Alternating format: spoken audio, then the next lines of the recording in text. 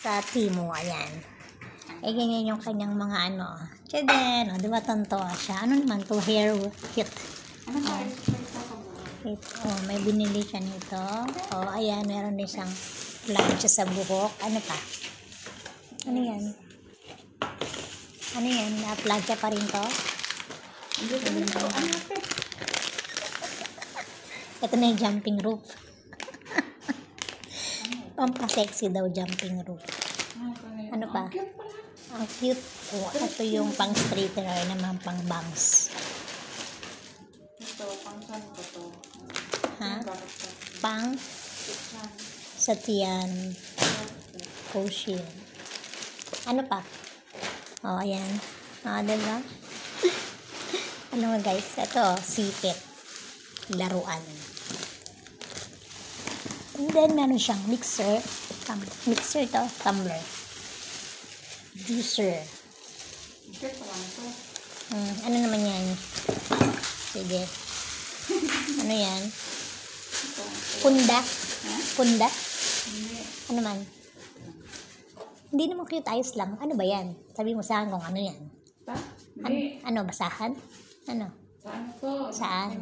Sa upuan niya. Pang baby. May tawag niya, ano nga yan? Pwede.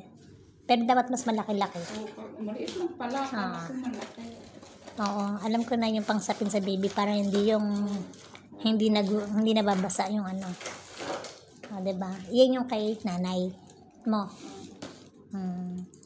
Parehas to. Dalawahan pala.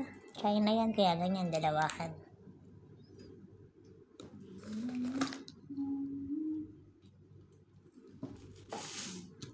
Ay, ang cute. Oo nga, no.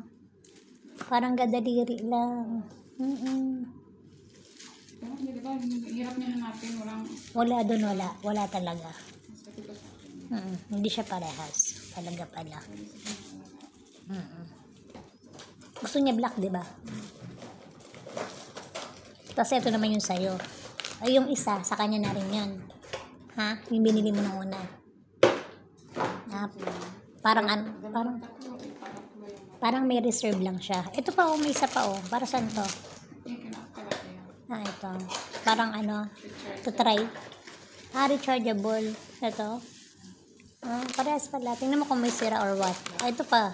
Open mo to. Ito yung pala sa una. Ito pala ito. Ganun.